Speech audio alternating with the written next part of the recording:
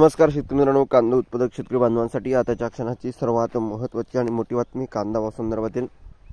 कांद्याच्या भावात वाढ होणार, कांद्याच्या भावात वाढ होणार तर कधी होणार, किती होणार, कशामुळे होणार, काय महत्त्वाचे कारण, सविस्तर थोडक्यात संपूर्ण लाईव्ह अपडेट बातमी आपण एवढीच्या माध्यमातून जाणून घेण्याचा प्रयत्न करणार आहोत। तरी महाराष्ट्रातील तमाम कांदा उत्पादक शेतकरी बांधवांना एकच विनंती, व्हिडिओ शेवटपर्यंत बघा, अतिशय महत्त्वाचा व्हिडिओ जर आवडला तर नक्कीच लाईक करा। चॅनलवरती नवीन असाल तर माझा शेतकरी या यूट्यूब चॅनलला सबस्क्राईब, हवामान आपल्या यूट्यूब चॅनलला सबस्क्राईब करून दुसरं बेल आयकॉन म्हणजे घंटा बटन नका, जेणेकरून तुमच्याकडे नोटिफिकेशन तुमच्यापर्यंत पोहोचते। करू शकता कांद्याबाबत मोठी अपडेट, काय दरवाढ झाली, किती झाली।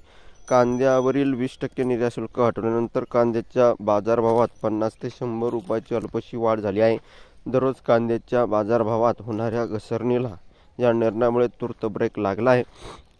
कांद्यावरील 20% निर्यात शुल्क हटवण्याची निर्णयाची अंमलबजावणीऐवजी येत्या 1 एप्रिलपासून लागू करण्यात येणार आहे आणि कांद्यावरील 20% निर्यात शुल्क हटवल्यानंतर नाशिकच्या लासलगाव बाजार समितीत कांद्याच्या सरासरी बाजारभाव 100 रुपयाची वाढ झाली आहे आणि एकंदरीत 400 वाहनातून आलेल्या लाल आणि उन्हाळ कांद्याला जास्तीत जास्त 1701 रुपये, कमीत कमी 800 तर सरासरी 1400 रुपये प्रति क्विंटलचा भाव मिळाला आहे।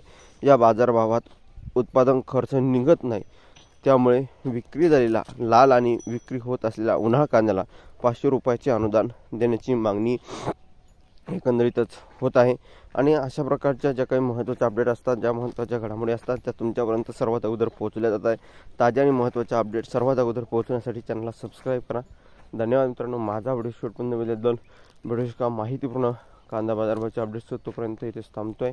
जास्तीत जास्त व्हिडिओ शेअर करा आणि कांदा उत्पादक शेतकरी बांधवांपर्यंत पोहोचवा, जेणेकरून त्यांनाही ताज्या आणि महत्त्वाचे अपडेट कळेल।